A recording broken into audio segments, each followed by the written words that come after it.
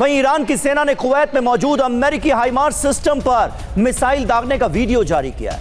इन्हीं लॉन्चर से ईरान पर जमीन से हमले किए गए। कुवैत के कैंप आरिफ जान से ईरान पर दागी गई थी मिसाइलें। ईरान ने इसे ऑपरेशन सायका का 18वां चरण बताया है।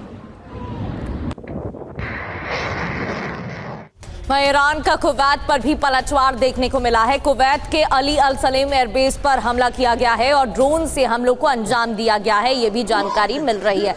ये देखिए तस्वीरें, देर रात हमले जारी रहे, ईरान ने भी पलटवार किया है और अमेरिकी बेसिस पर टारगेट किए गए हैं। कुवैत पर भी ईरानी पलटवार की ये तस्वीरें आपके सामने।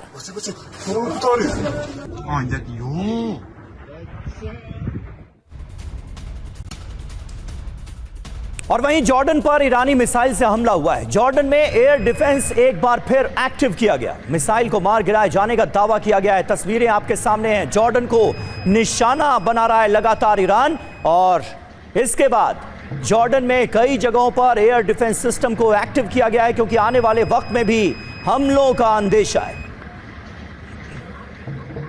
तो ईरान ने जारी की है मिसाइल लॉन्च की तस्वीरें। खैबर शेखन फतेह 110 मिसाइल का वीडियो जारी किया गया है। संदेश लिखकर मिसाइल दागी जा रही हैं।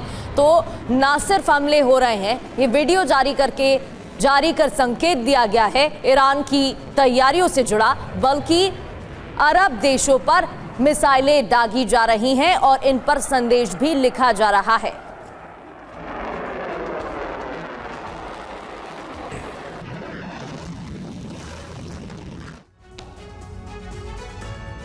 तो अमेरिकी बेस पर हमला हुआ है। ईरान का बड़ा बदला सामने आया है। कई देशों पर ईरान का मिसाइल अटैक हुआ है।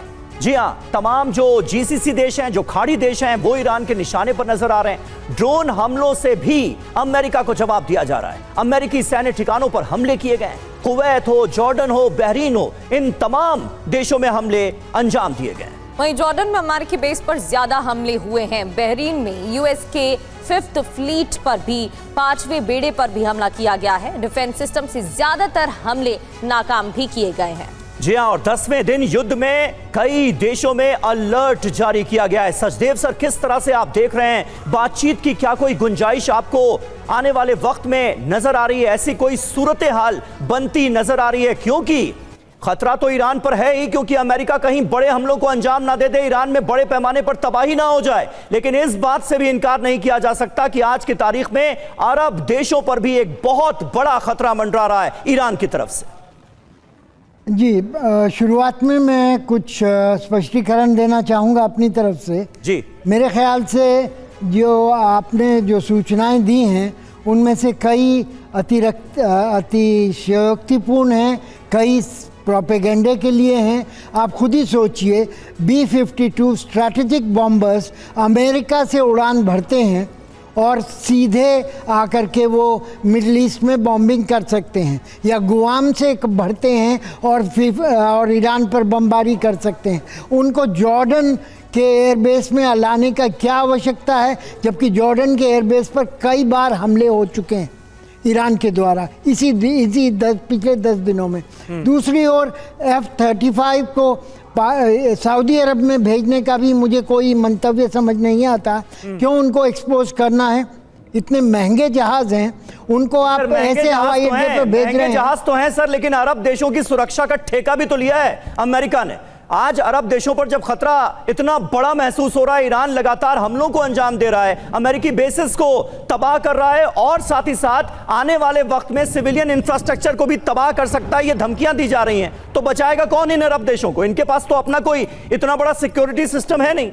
देखिए, इसके दो तर्क हो सकते हैं। इसके खिलाफ ये भी कहा जा सकता है कि जितने ज़्यादा सामग्री आप वहाँ पर सऊदी अरब या यूएई वगैरह में भेजेंगे, उतना ही ज़्यादा ईरान को प्रलोभन मिलेगा कि उनके ऊपर हमला किया जाए, और इससे सऊदी अरब या यूएई या अन्य अरब देशों की क्षमता या सुरक्षा में कोई बढ़ोतरी नहीं होती है।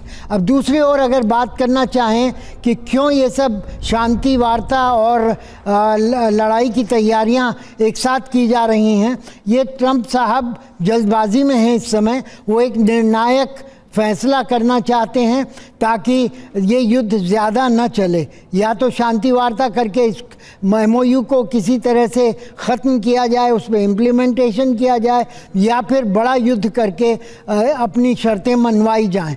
अगले 10 दिनों में यही करना चाहते हैं और इसके बदले में